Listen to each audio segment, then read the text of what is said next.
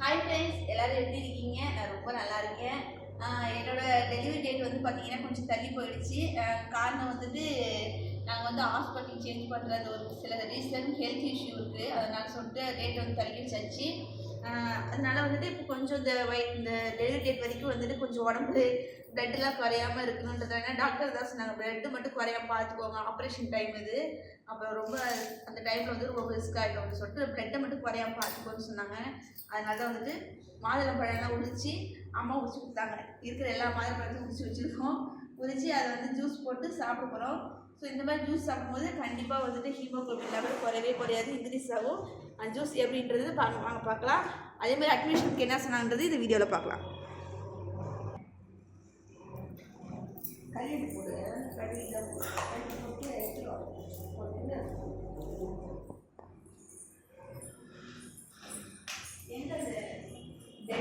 பேரிச்சி பழம் வந்து அந்த உரிச்சது இதில் வந்து ஒன்று வந்து வெள்ளையாக இருக்குது, சுத்தமாக அதில் ஒன்றுமே இல்லை, வெள்ளையாக இருக்குது, இன்னும் நல்லா சிவப்பாக இருக்குது.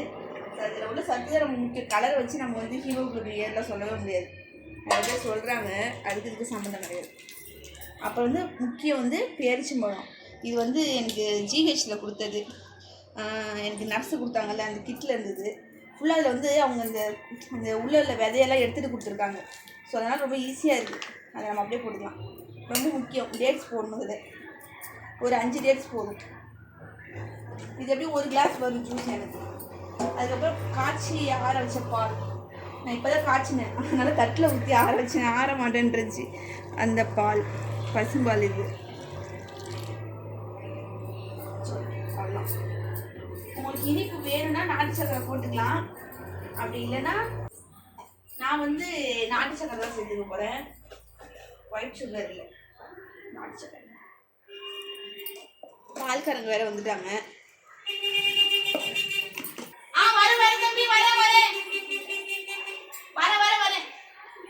பால்காரங்க பசும்பால் வந்துட்டாங்க.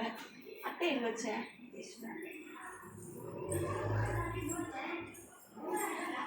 பால் வாங்கிட்டு வந்து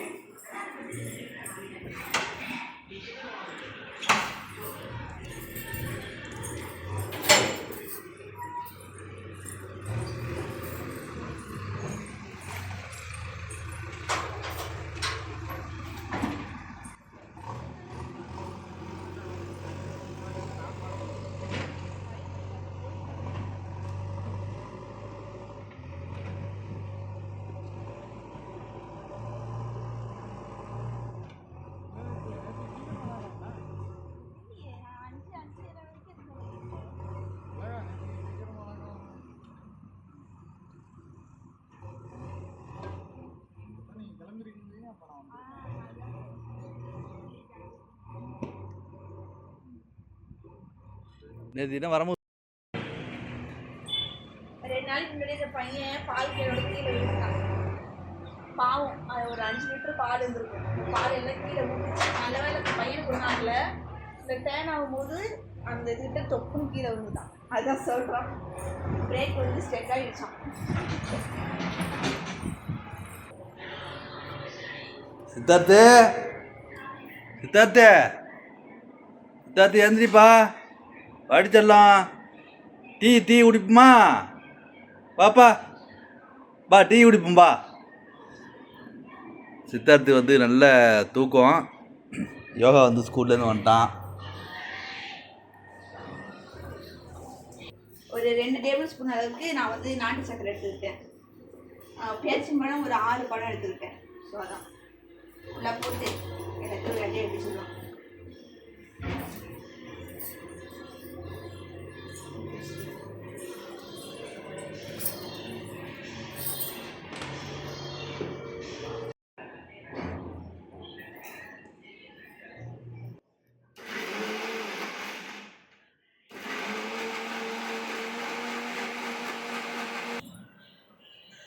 அவ்வளோதான், அரைச்சி முடிச்சாச்சு.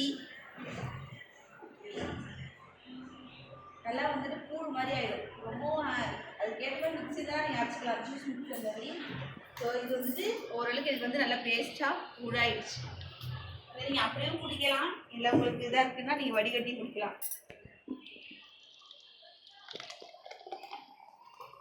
ஒரு கிளாஸ், கரெக்டாக ஒரு கிளாஸ். அவ்வளோதான், மாதுளை date juice milk shake ready. இதோடய குடிக்க வேண்டியதான். இது குடித்தோன்னா நம்மளுக்கு கொஞ்சம் பூஸ்டாக இருக்கும்.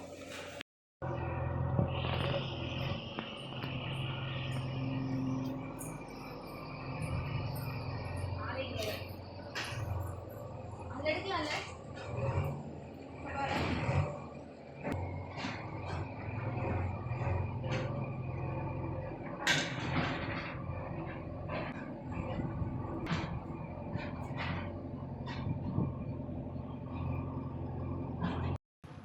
ஜூஸ் வந்து நல்லாயிருக்கு, சூப்பராக இருக்குது. கொஞ்சம் நறுநறுன்னு இருக்கும், அதை நம்ம அப்படியே கடிச்சு தின்னு.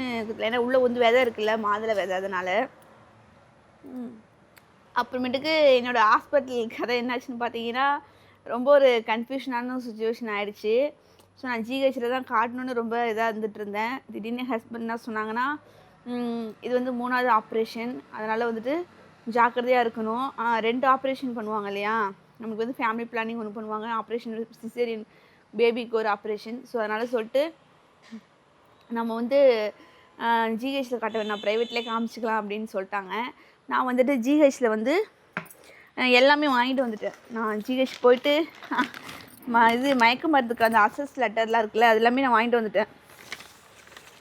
இதை வந்துட்டு ஜிஹெச்சில் கொடுத்தாங்க. எனக்கு வந்துட்டு அந்த ஓகே, நான் வந்து மயக்க மருந்து உங்களுக்கு வந்து கொடுக்கலாம், எங்கள் ஹெல்த் நல்லா இருக்குன்னு சொல்லி அவங்க வந்து அப்ரூவ் கொடுக்கணும் நம்மளுக்கு. ஸோ அந்த ஃபார்ம் வந்து எனக்கு கொடுத்து சைன் பண்ணி கொடுத்துட்டாரு. ஸோ எல்லாமே ஓகே ஆகிடுச்சு. நான் போயிட்டு அட்மிஷன் ஆனேன்னா எனக்கு 1 or 2 டேஸில் வந்து எனக்கு வந்து சிசேரியன் பண்ணிடுவாங்க. நல்லா தான் பார்த்துக்கிறாங்க, ஒன்றும் பிரச்சனை இல்லை. அங்கே என்னென்னா உள்ளே விட மாட்டாங்க, அதுதான் ஒரு பிரச்சனை. ஸோ அது வந்து கவர்மெண்ட் ரூல்ஸ், அது நம்ம ஒன்றும் சொல்ல முடியாது. மார்னிங் ஒரு 1 hour, மதியம் ஒரு 1 hour, நைட்டு ஒரு 2 hours, அவ்வளோதான் அங்கே அலோடு வந்து. எங்கள் வீட்டுக்கார் என்ன சொன்னார்னா, இப்போ 2 பசங்க இருக்காங்க. ஸோ 2 பசங்களையும் நான் நினச்ச நேரத்துக்கு கூப்பிட்டு வரணும், உன்னை பார்க்கணுன்னு சொன்னாங்கன்னா கூப்பிட்டு வரணும். எனக்குமே உங்கள் 2 பேரையும் அங்கே விட்டுட்டு, பாப்பாவும் ஒன்று அங்கே விட்டுட்டு எங்கள் வீட்டில் நான் இருந்து என்ன பண்ண போகிறேன், ரொம்ப கஷ்டம். அங்கே ஹாஸ்பிட்டல் வெளியே ரொம்ப உட்கார முடியாது, அதிகமாக ரொம்ப ஹீட்டாக இருக்கும். மரம் வந்து பெருசாக ஒன்றும் கிடையாது, வெட்டையாக தான் கிடக்கும் அந்த இடமே, கிரவுண்ட் மாதிரி. ஈவினிங் தான் அங்கே வரலாம், பகலெல்லாம் அங்கே இருக்கவே முடியாது, அவ்வளோ ஹீட்டாக இருக்கும். ஸோ அதனால் வந்துட்டு அவர் என்ன சொன்னார்னா, பாப்பாவே உடனே வந்து நினச்ச நேரத்துக்கு பார்க்க முடியாது, நீ ஃப்ரீயாக இருக்க முடியாது, பாத்ரூம்லாம் அவனுக்கு போக ரொம்ப கஷ்டமாக இருக்குன்னு சொல்லிட்டு யோசிச்சேன். அப்போ என்ன பண்ணோன்னா, சரி நம்ம ப்ரைவேட்லேயே காமிச்சிக்கலாம் அப்படின்னு சொல்லிட்டாங்க. ஸோ நான் ப்ரைவேட் போனேன். அங்கே போயிட்டு எனக்கு வந்து ஸ்கேனில் எடுத்தாங்க. நான் இந்த மாதிரி சொன்னேன், எனக்கு எல்லாமே அங்கே ஓகேவாயிடுச்சு, அசஸ்லாம் பண்ணிட்டாங்க, நாங்கள் பார்த்துக்கலான்ட்டு இருந்தேன். கடைசி நேரத்தில் இந்த மாதிரி சுச்சுவேஷன் ஆனதுனால நான் வந்துட்டு இங்கேயே பார்த்துக்கலான்னு இருக்கேன் மேம் சொன்னேன். நான் வந்து அரியலூர் எஸ்ஆர் ஹாஸ்பிட்டலில் தான் காமிச்சிட்ருக்கேன் செக்கப்பு. ஸோ அங்கே போனேன், எனக்கு வந்துட்டு ஸ்கேன் எடுத்தாங்க. ஸ்கேன் எடுத்ததுக்கு பாப்பா ரொம்ப நல்லா இருக்குன்னாங்க. ஸ்கேன் ரிப்போர்ட்டு வயிட்டு எல்லாமே நல்லாயிருக்கு, கரெக்டாக இருக்குதுன்னு சொன்னாங்க. இன்னும் ஒரு 1 week போட்டோம், ஏன்னா வந்துட்டு இப்போ முன்னாடியே பண்ணோம்னா அது வந்து ப்ரேட்டம் பர்த் ஆகிடும், அதாவது குறை மாதத்தில் பிறந்த மாதிரி ஆகிடும். இன்னும் 1 வாரம் வெயிட் பண்ணுங்கள், வெயிட் பண்ணி நீங்கள் சிசேரியன் பண்ணிங்கன்னா பேபி வெயிட் கொஞ்சம் இம்ப்ரூவ் ஆகிடும். ஸோ வந்துட்டு அவங்களுக்கு மூச்சு விடுறது அந்த மாதிரி பிரச்சனை இல்லாமல் இருக்கும். என்ஐசியூவில் வைக்கிற பிரச்சனைலாம் இருக்கவே இருக்காது. பேபி வந்து ஃபுல் டேர்ம் பர்த்து, அதாவது பிறக்கிற தருணம் அந்த குழந்தை அந்த டைமில் இருக்கிற மாதிரி இருக்கும். அதனால் நீங்கள் வந்து 1 வாரம் கழித்து பண்ணிக்கோங்க. அப்படி பண்ணிங்கன்னா வந்துட்டு பேபி வந்து நல்லா ஹெல்த்தாக பிறப்பாங்க. உங்களுக்கு ரொம்ப நல்லது, உங்கள் ஹெல்த்துக்கு நல்லது. ஒருவேளை அதுக்கு இடையில உங்களுக்கு ஏதாவது பெயின் வந்துச்சுன்னா நீங்கள் வந்துடுங்க, இங்கே ஜென்ரல் வார்டில் நீங்கள் அட்மிட் ஆகி பார்த்துக்கலாம் அப்படின்னு ப்ரைவேட்டில் சொன்னாங்க. ஸோ உங்களுக்கு பெயின் வராதுன்னு சொல்லவும் முடியாது, வரும்னு சொல்ல முடியாது. ஏன்னா ஸ்டிச்சஸ்லாம் நல்லா தான் இருக்குது, ஒன்றும் பிரச்சனை இல்லை, பிரியிற மாதிரிலாம் இல்லை, உங்கள் ஸ்டிச்சஸ்லாம் நல்லா தான் இருக்குது அப்படின்னு சொன்னாங்க ஸ்கேன் பண்ணி பார்த்துட்டு. ஏன்னா 1க்கு 2 வாட்டி எனக்கு ஸ்கேன் பண்ணாங்க. பண்ணி பார்த்துட்டு எல்லாமே நல்லாயிருக்கு.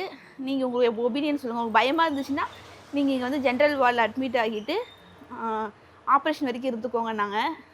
இல்லை மேடம், பக்கத்தில் தான் வீடு. ஸோ எனக்கு இங்கேருந்து அது 1 kilometer தூரம் தான் இருக்கும் ஹாஸ்பிட்டல். நான் வந்துடுறேன் மேடம் அப்படின்னு சொன்னேன்.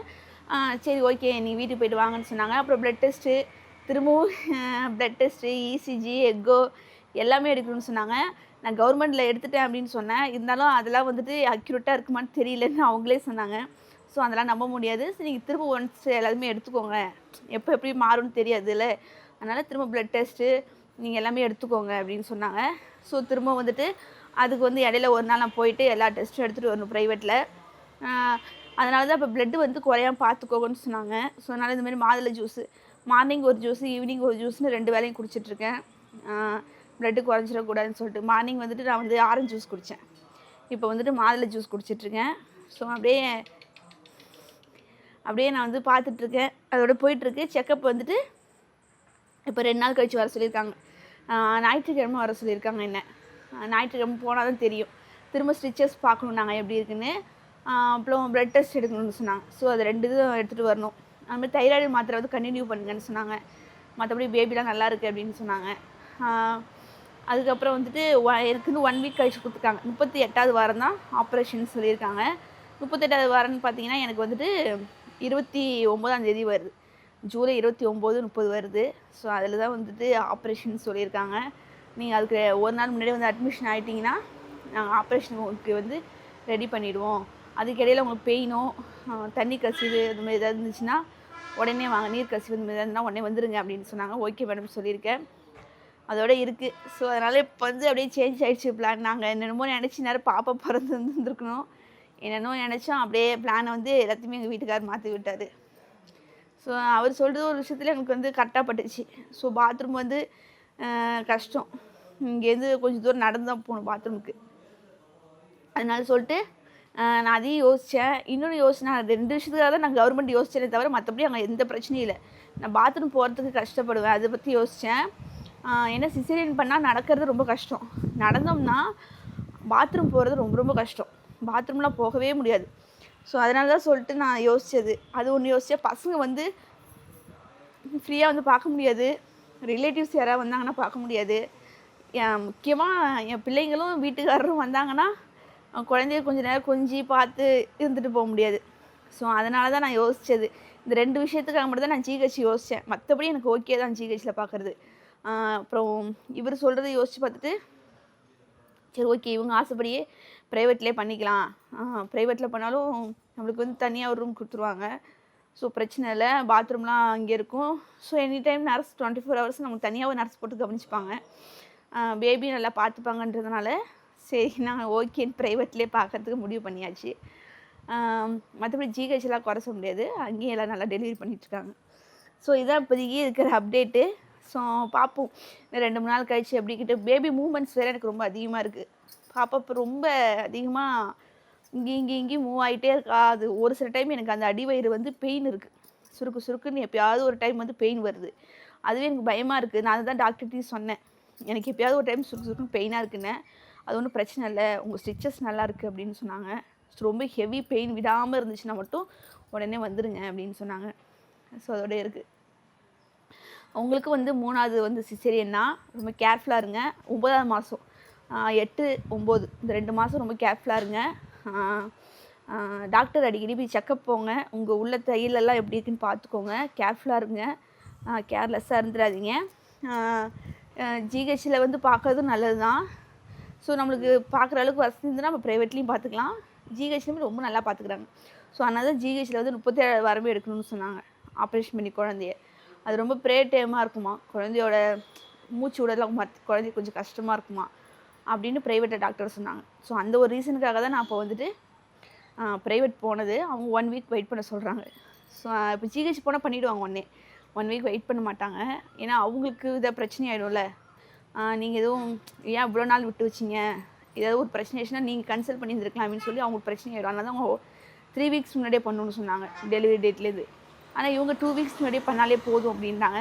சரி பார்க்கலாம், வெயிட் பண்ணி பாப்பா மெதுவாக வந்தாலும் ஹெல்த்தியாக வந்தால் போதும் அப்படின்னு தான் நினச்சிட்ருக்கோம். ஸோ பாப்பா மறுபடியும் வரட்டும், ஹெல்த்தியாக வரட்டும் அப்படிதான் யோசிச்சுட்ருக்கோம். ஸோ இந்த வீடியோ இதோட முடியுது. உங்களுக்கு இந்த வீடியோ யூஸ்ஃபுல்லாக இருந்திருக்குன்னு நினைக்கிறேன். பிடிச்சிருந்தா லைக் பண்ணுங்கள், ஷேர் பண்ணுங்கள், உங்கள் ஃப்ரெண்ட்ஸ் அண்ட் ஃபேமிலிக்கும் ஷேர் பண்ணுங்கள். இன்னும் ஒரு சூப்பரான வீடியோ பார்க்கலாம். பாய்.